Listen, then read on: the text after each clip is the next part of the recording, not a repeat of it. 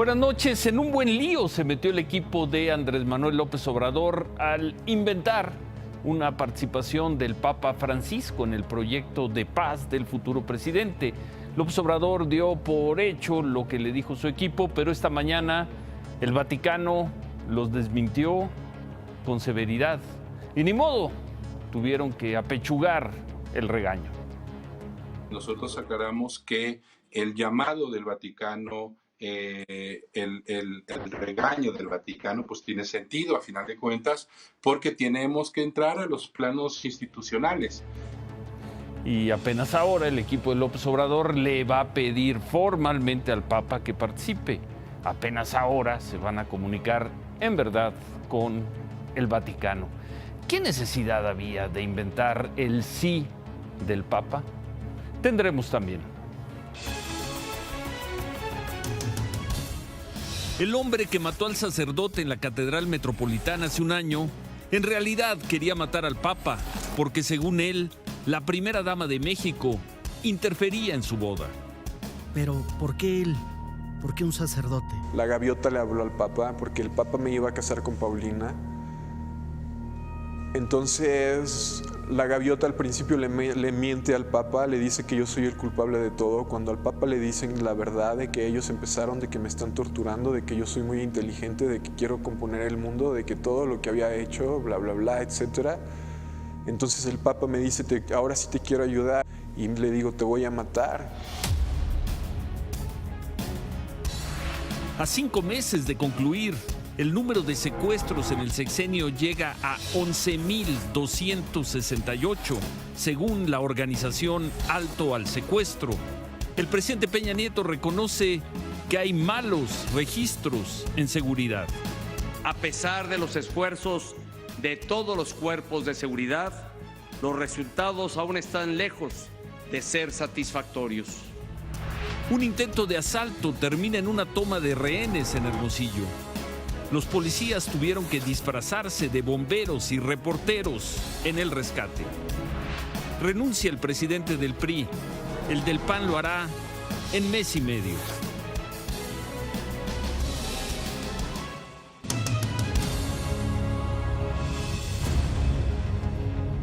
Esta mañana en Hermosillo, en Sonora, un hombre tomó como rehenes a 3 empleadas de un banco. Policías que acudieron al banco tuvieron que disfrazarse, lo decíamos, de bomberos y de reporteros, de periodistas, para rescatar a las rehenes.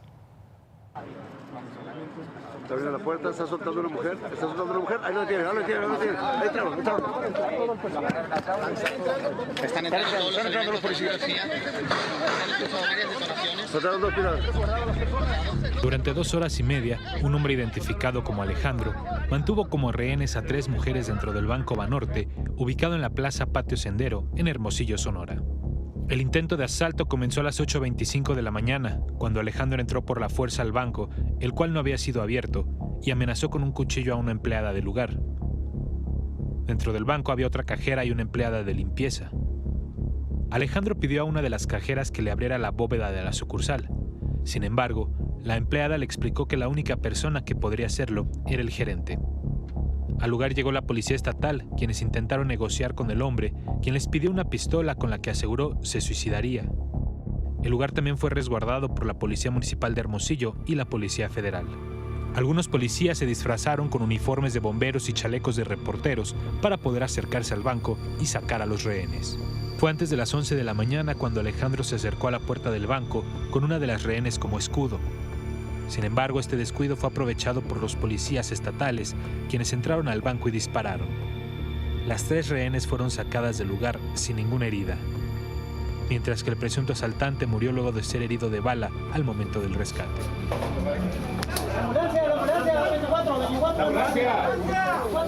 Está abriendo la puerta, está soltando una mujer, ahí lo tiene, ahí entraron.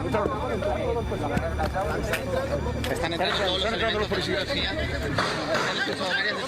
Soltaron 2 pilares. Después del intento de asalto, el secretario de Seguridad de Sonora, Adolfo García, criticó que ninguna sucursal de este banco, en este caso de Banorte, en el estado de Sonora tenga seguridad privada. Eso fue lo que dijo. El secretario pidió al Congreso Estatal que haga una ley que obligue a todos los bancos a tener guardias de seguridad para evitar asaltos y situaciones como la que se vivió hoy en Hermosillo. Personal administrativo, custodios y el director del penal de Cuautitlán Izcalli en el Estado de México están declarando sobre la fuga de 3 reos ocurrida ayer. La fuga se dio en el momento en que un artefacto explotó en las oficinas de los juzgados que están atrás del reclusorio. Los reos aprovecharon el momento en el que iban al comedor, entonces se dio la explosión y huyeron. Ayer uno de ellos fue capturado. Por ahora, peritos de la Fiscalía Estatal recaban información sobre la explosión y los 2 reos que permanecen fugados fueron identificados como Óscar Galindo González, ahí lo estamos viendo, sentenciado a 8 años y 6 meses de cárcel por robo con violencia, y José Ángel Ortega Esteban, quien purgaba una sentencia de 15 años por violación. La Fiscalía del Estado de México pidió ayuda de la ciudadanía para localizarlos.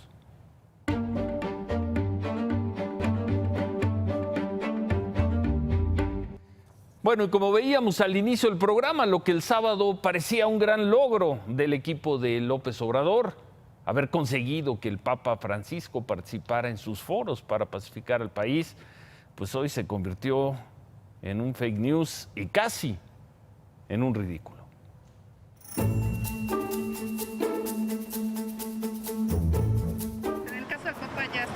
El Papa ya dijo que sí aceptó que va a ser a través de un proceso de videoconferencia o vía Skype. ¿Cuándo fue la fecha en la que aceptó? ¿Recuerda más o menos? A ver, la semana pasada más o menos.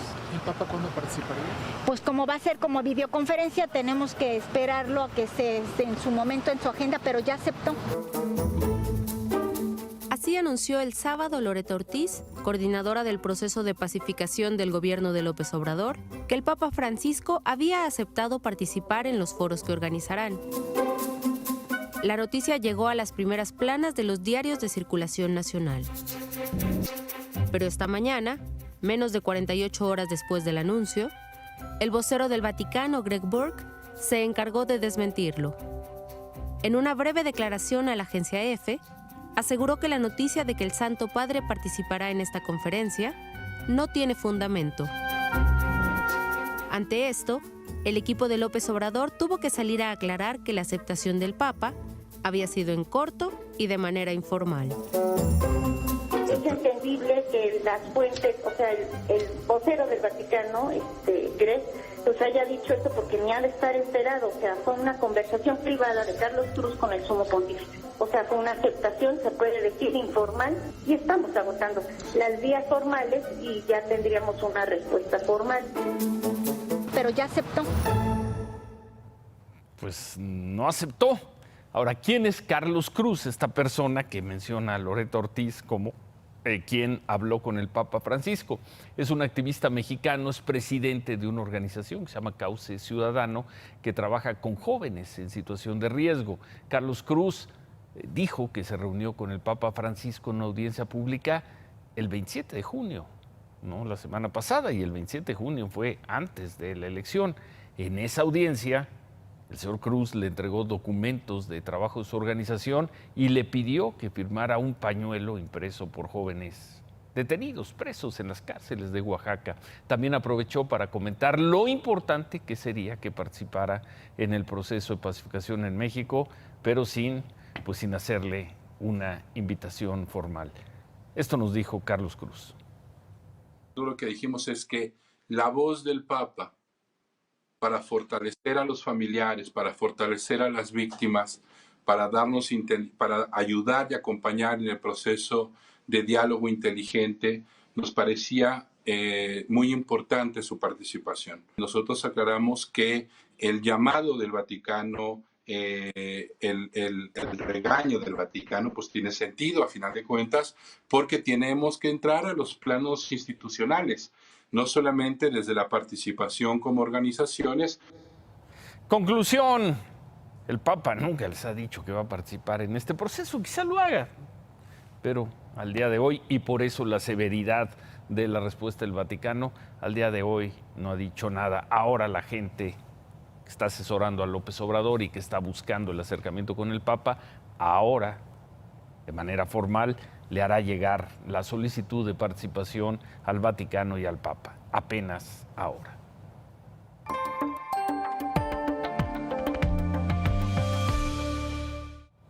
El diagnóstico psiquiátrico de Juan René Silva es contundente. El alguna vez estudiante de arquitectura padece esquizofrenia secundaria al abuso de drogas alucinógenas. El 15 de mayo del año pasado, el día en que se convirtió en el asesino de la catedral, asestó 3 cuchilladas que resultarían mortales al sacerdote Miguel Ángel Machorro, de quien minutos atrás había tomado la hostia consagrada. El corazón de Juan René era un zumbido, o eso es lo que él mismo dice desde la cárcel manicomio de la Ciudad de México. Por primera vez, Juan René habla ante las cámaras y confiesa qué pensamientos guiaron su mano y su cuchillo en un crimen que estrujó particularmente a México. Los cuadros que se verán en la entrevista fueron pintados por él. Con la entrevista a Juan René Silva comenzamos la serie 5 voces del purgatorio. Es un trabajo de Humberto Padgett y Eduardo Loza. Volví a jugar con magia, volví a desbloquear números telefónicos, volví a hablar con ellos, volví a hablar con Obama. Me dieron un celular, tenía un celular aquí con el teléfono de Emma Charlotte Watson. Emma Charlotte Watson es Hermione de Harry Potter. Tenía un celular aquí, tenía 90,000 pesos acá, tenía una 45 de este lado.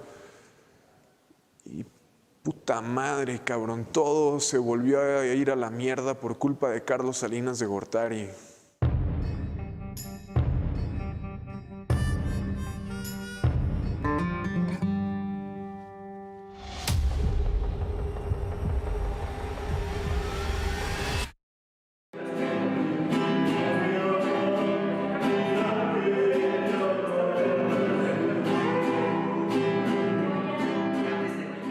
Le llaman locura a algo que son incapaces de comprender.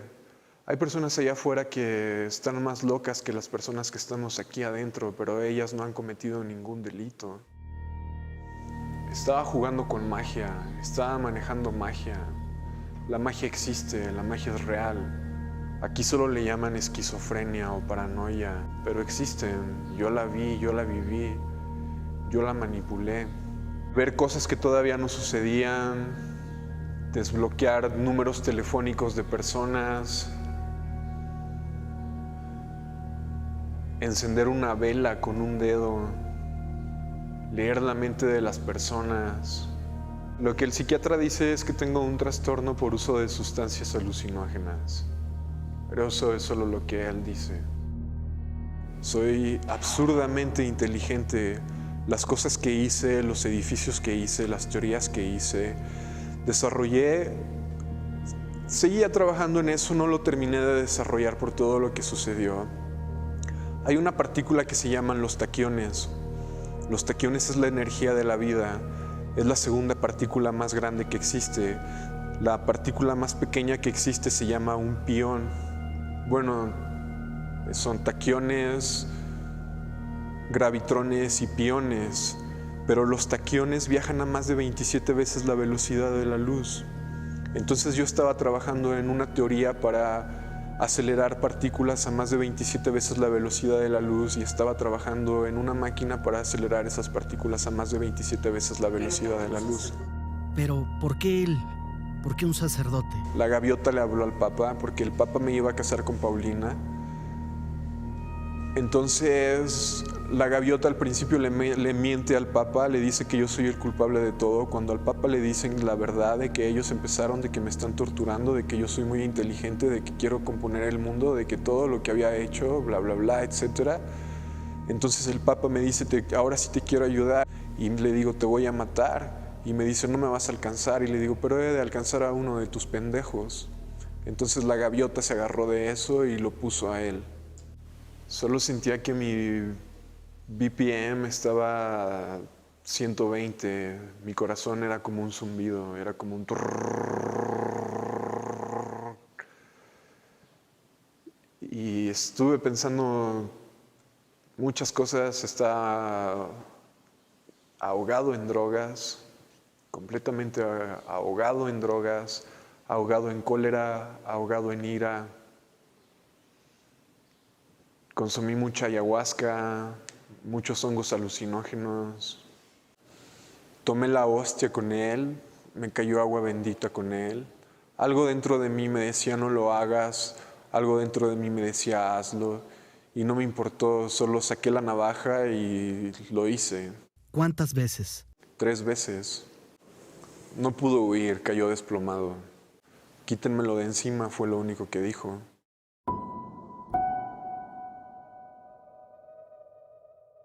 Mi conciencia grita, mi conciencia llora, mi conciencia se frustra, mi conciencia se enoja, mi conciencia quiere salir volando de este lugar, mi conciencia quiere desprenderse de este cuerpo físico y ver qué es lo que hay más allá. Si la sociedad lo que quiere y lo que está haciendo son robots para que no tengan capacidades para crecer y subir socioculturalmente, y una persona con los rasgos característicos de la esquizofrenia, ¿qué es lo que hace? Es un innovador, es un visionario, es un soñador. ¿Te recuerdas feliz? Surfeando. Es como si volara sobre las olas. Es como si el mar estuviera vivo, como si fuera una masa viviente líquida. I don't know why the God sent me here to this place with the insanes. Es un párrafo de una canción que escribí.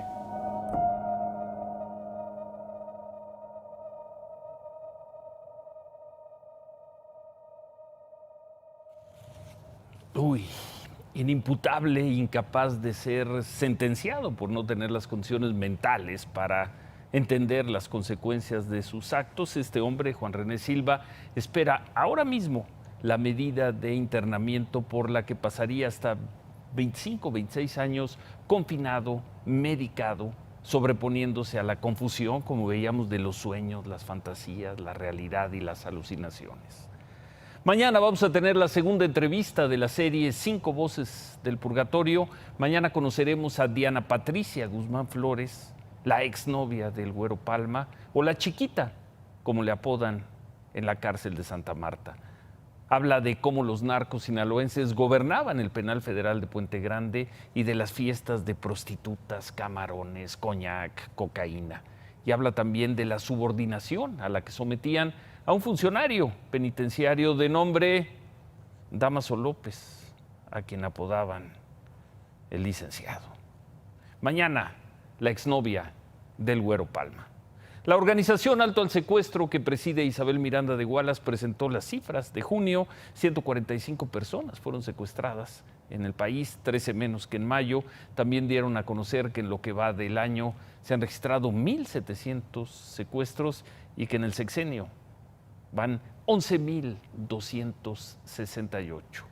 Bueno, como vimos al inicio del programa, el presidente Peña Nieto reconoció de nueva cuenta que la estrategia de seguridad no ha dado resultados satisfactorios. Apenas el 20 de abril el presidente había dicho que la estrategia de seguridad no era lo suficientemente acertada y no había dado los resultados esperados. Hoy, en el 90 aniversario de la Policía Federal, el presidente pidió a los policías federales que sigan con la lucha contra el crimen organizado.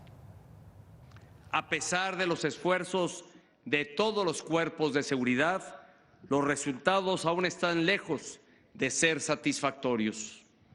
Esto habla de la magnitud del reto que enfrentamos como país y en ningún momento de la falta de compromiso de nuestros policías federales.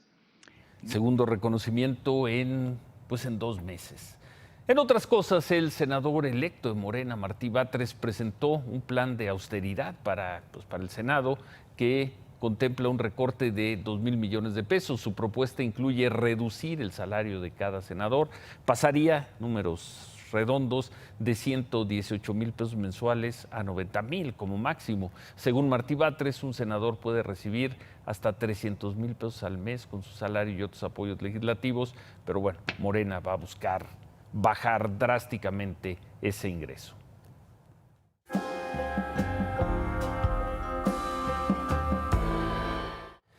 René Juárez renunció a la dirigencia nacional del PRI, lo va a relevar la secretaria general Claudia Ruiz Massieu. René Juárez se va a integrar como diputado plurinominal en la próxima legislatura.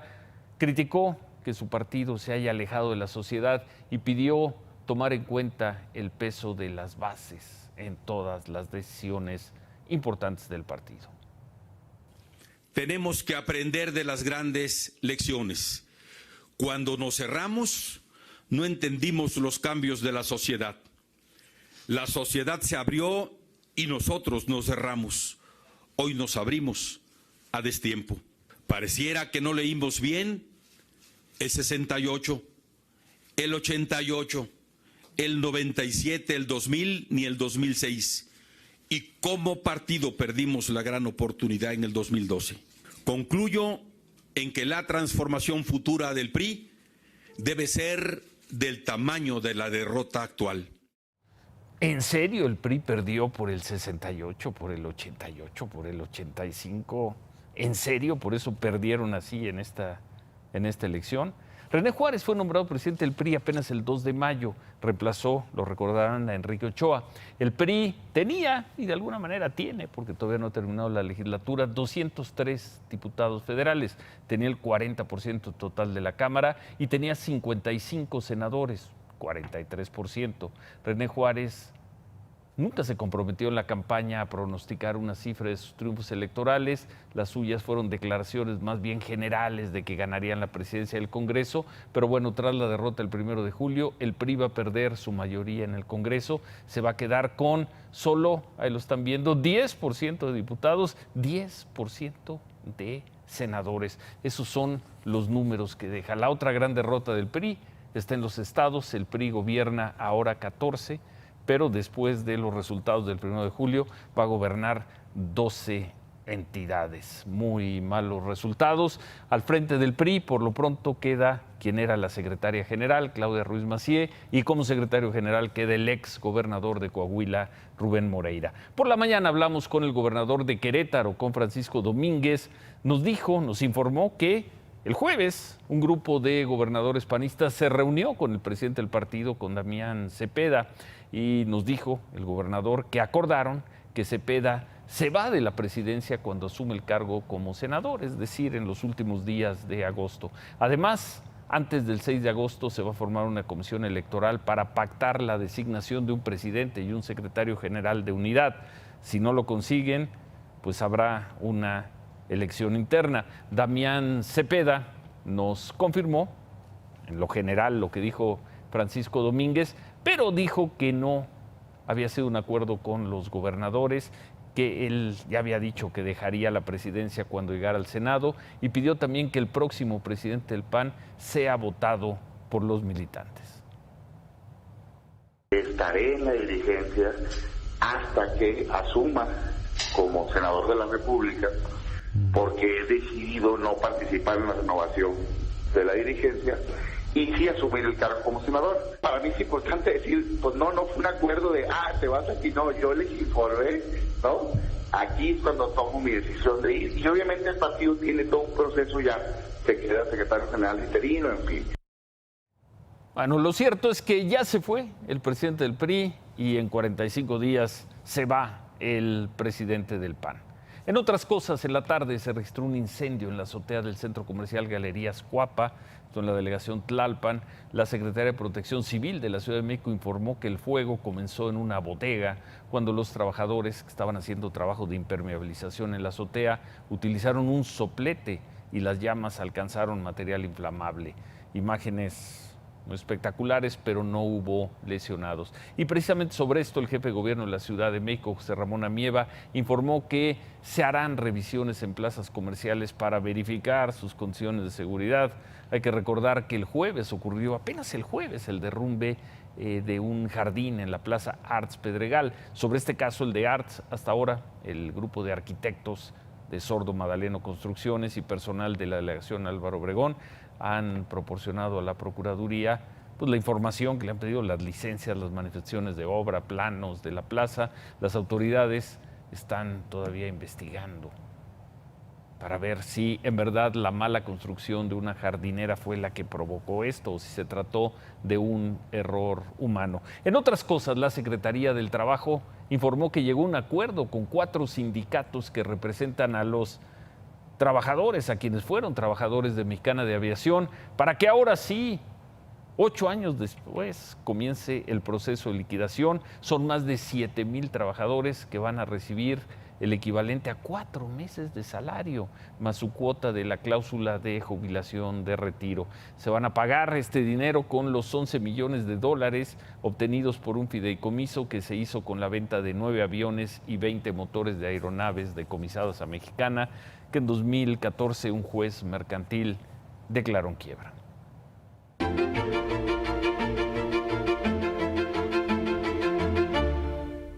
El fin de semana el equipo de Andrés Manuel López Obrador informó que tiene un proyecto para determinar qué es lo que va a pasar con el nuevo aeropuerto de la Ciudad de México. Pero independientemente de esto, de lo que dicen, de que van a hacer una consulta en octubre, la obra se sigue construyendo. El equipo de trabajo de Andrés Manuel López Obrador quiere que antes de que acabe el año, se determine qué va a pasar con el nuevo Aeropuerto Internacional de México. El proyecto del nuevo aeropuerto será analizado en agosto, en una serie de foros que se realizarán para determinar la viabilidad de la obra. En estos foros van a participar expertos del actual gobierno federal y quienes se harán cargo de la obra en el gobierno entrante. Luego de estos foros, la obra será sometida a una consulta ciudadana programada para octubre. Una consulta informada, con datos. Esto pasa así, esto cuesta tanto, esto estaría en tal fecha, esto trae tales cuales impactos que se pueden minimizar o no se pueden minimizar. O sea, informar plenamente a la comunidad. Pero mientras se dan estos plazos, la obra sigue. El último avance se dio a conocer hace una semana. Se informó que ya se ha iniciado la cimentación de los principales edificios, que las pistas 1 y 2 comenzarán a ser pavimentadas y que el plan hidráulico de colectores y drenaje está prácticamente listo. En agosto, durante las discusiones, el equipo de Andrés Manuel López Obrador insistirá en su propuesta de crear un sistema aeroportuario con las pistas que hoy existen, la de Santa Lucía incluida. También va a exponer sus preocupaciones en temas como viabilidad financiera, impacto ambiental y ecológico e infraestructura complementaria. Mientras, la actual administración tendrá que presentar las soluciones técnicas que aplicaron para enfrentar el hundimiento del terreno y las inundaciones en la zona, así como las vialidades proyectadas, entre otros temas. El aeropuerto se sigue construyendo, diga lo que diga el equipo de López Obrador y acuerde lo que acuerde, el trabajo sigue. En octubre, la consulta ciudadana que propone el ingeniero Jiménez Espriu para que la gente decida el destino de la obra podría enfrentar un obstáculo legal, porque la Ley Federal de Consulta Popular solo permite este tipo de ejercicios el día de una elección federal para que el resultado sea representativo. Es decir, tendría que hacerse hasta las elecciones de 2021.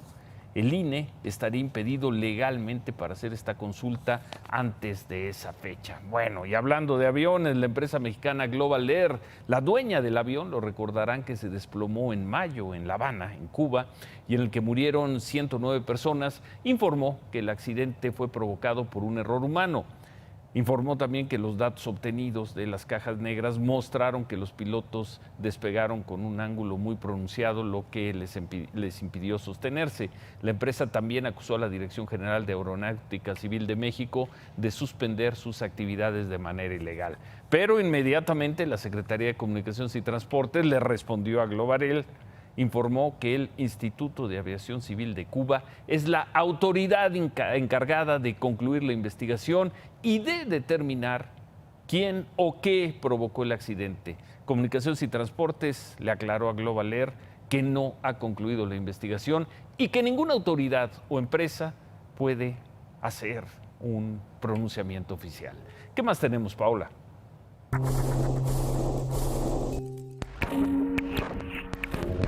Hoy en la mañana, el conductor de un camión revolvedora perdió el control del vehículo y chocó contra autos estacionados y en circulación en Saltillo, Coahuila.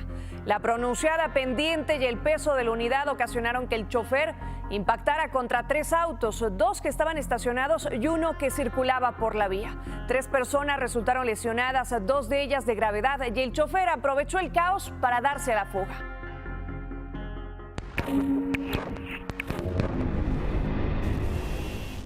El fiscal general de Morelos, Uriel Carmona, confirmó hoy que son 5 las denuncias que han presentado los padres de los bebés que han perdido la vida en el área de cuneros del hospital de Cuernavaca. Tengo reportadas entre 4 y 5 denuncias del tema del hospital y tenemos ya resultados preliminares de 2 de las necropsias. Los padres han asegurado que en el hospital José Parres hay fugas en el drenaje y el personal médico no cumple con los protocolos de higiene.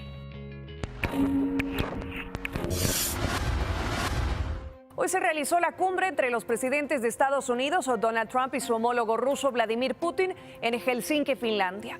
Ambos mandatarios rechazaron la injerencia de Rusia en las elecciones presidenciales de Estados Unidos en 2016 y aseguraron que trabajan para mejorar la relación bilateral. En las calles de Helsinki se vieron diferentes protestas en contra de Trump. Además, un periodista que tenía un letrero que decía "Tratado de prohibición de pruebas nucleares" fue sacado a la fuerza minutos antes de la conferencia conjunta entre ambos presidentes.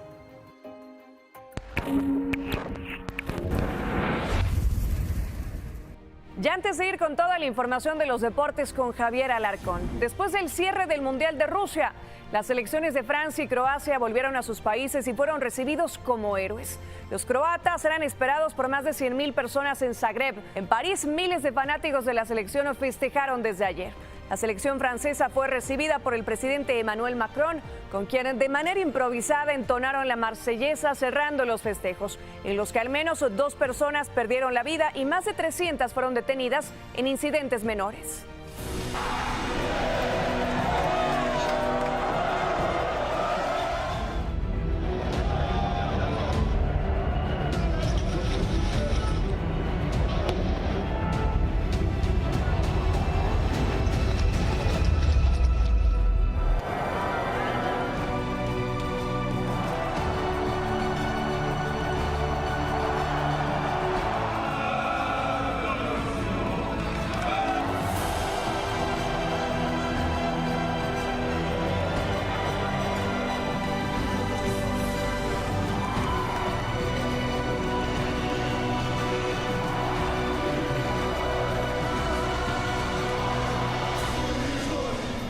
Permiso, Ciro.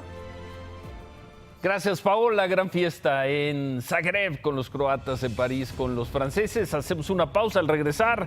Pues la última colaboración desde Moscú de Javier Alarcón. Y además, en serio, ¿el PRI perdió porque no supo leer a la sociedad? ¿O porque no supo leer a López Obrador? Volvemos con eso.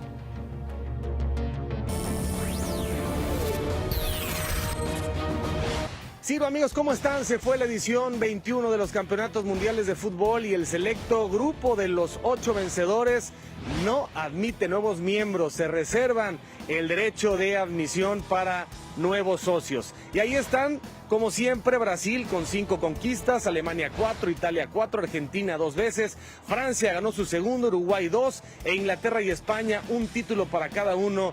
Ellos son los VIP. Francia se amuralló y abusó de los 3 tiempos extra que cargaba Croacia. La caballería de los galos venció 4-2 con las mismas armas de todo el mundial. Confiar en una sólida defensa, su eficacia en los balones parados y el vértigo de sus latigazos comandados por el joven maravilla Kylian Mbappé, quien a los 19 años y 207 días tocó el cielo. Croacia ya no tuvo combustible, nunca dejó de combatir, pero era un peleador de otro peso. Francia se mantuvo como un equipo sin fisuras, Croacia se regía por los impulsos individuales. Tuvieron el consuelo del Balón de Oro obtenido por Luka Modric, que a esta hora debe seguir corriendo por ahí. 20 años después, el delirio volvió a París. El técnico actual, Didier Deschamps, era el capitán de Francia hace 2 décadas y entra a un grupo selecto donde solamente caben él, Mario Lobo Zagallo y Franz Beckenbauer como campeones en 2 facetas, jugador y técnico. ¿Quiénes son los grandes ganadores y vencedores de Rusia 2018? Aquí mi lista. En el quinto lugar, entre los triunfadores, coloco a Croacia con su espíritu invencible. En el cuarto lugar, a Memo Ochoa y otro mundial sobresaliente para México. En el lugar 3, la propuesta de Bélgica con sus contragolpes perfectos y refrescantes. En segundo lugar, el VAR. Si bien hubo polémica hasta en 2 goles de la mismísima final, la justicia ganó crédito. Y los grandes vencedores son Vladimir Putin y los rusos. Después de los escándalos de doping deportivo de alcance mundial, gobierno y población rusos mostraron una capacidad organizativa ejemplar. Ensayaron la sonrisa y les quedó muy bien. Se mostraron abiertos, cálidos, incluyentes. Millones volveremos hablando muy bien a nuestros países de sus servicios, historia, gente y clima veraniego. El grupo musical Pussy Riot vulneró la seguridad camuflajeadas de camilleras en la final, protestando por derechos civiles, pero la imagen hacia el exterior no se manchó mayormente. Los 5 perdedores son los siguientes. En el quinto lugar colocamos a Messi. Demasiada medianía de sus compañeros terminaron por arrastrarle. En cuarto lugar está España. Llegaron como favoritos y se fueron haciendo un fútbol que retrocedió 20 años. En el tercer lugar coloco a Juan Carlos Osorio. Las decisiones finas volvieron a ser indescifrables en los momentos de trascendencia contra los rivales que importa. En segundo lugar, las simulaciones decadentes para los tiempos del fair play de Neymar. Y el primer perdedor es Alemania. El campeón del mundo de hace 4 años no calificó a la segunda ronda por primera vez en su historia con un juego plagado de cortocircuitos. México ocupó el mismo lugar de siempre, a media tabla, sin dar el siguiente paso. Porque la CONCACAF nos confunde y marea. No se puede evitar dejar de competir en la zona, pero sí hacer una programación diferente para priorizar a la selección y aprovechar la localía en el 2026. No se podría, por ejemplo, firmar al próximo técnico durante 8 años y hacer un par de giras al año a Europa o a Sudamérica, para darnos un norte y saber dónde estamos y no encontrarnos con este golpe en la nariz cada 4 años. Hay muchas ideas, pero está claro que se necesita tomar un camino distinto para encontrar diferentes resultados. Hasta siempre, Rusia, los vamos a extrañar a ustedes como televidentes y por supuesto en nombre de este gran equipo que mandó Imagen Televisión y la multimedia, muchísimas gracias por su atención. Ciro. Gracias, Javier. Hacemos una pausa. Al regresar, el presidente del PRI, el que se fue, René Juárez, dijo que no entendieron a la sociedad. De ahí la derrota. No era tan difícil entender que el desafío tenía nombre y apellido. López Obrador. Volvemos. No entendimos a la sociedad, dijo al despedirse el presidente del PRI, René Juárez, quien se marcha con el peor registro electoral de un líder de ese partido. Un ejemplo, hace 2 años Manlio Fabio Beltrones renunció a la presidencia del PRI porque perdió 7 de 12 gubernaturas en disputa. Es decir, se fue porque perdió 7 y solo ganó 5. René Juárez perdió 9 de 9. Si jugamos con las estadísticas, Beltrones se marchó con un porcentaje de 40-42%. René Juárez se va con uno de 0%. ¿Pero qué no entendieron los priistas? La respuesta puede ser sencilla. Los priistas no quisieron entender desde hace 2, si no es que desde hace 3 años, que el desafío central tenía nombre y apellido: Andrés Manuel López Obrador. Se hicieron los locos, se convencieron ellos mismos de su inexistente voto duro, dijeron que el presidente Peña se las sabía de todas en las elecciones, pero en fin, todo eso parece secundario ante la incapacidad de advertir, de medir, de contener el factor López Obrador. Y no era tan difícil hacerlo, bastaba con que leyeran la prensa. Se quedan con qué importa. Gracias, buenas noches. Ánimo.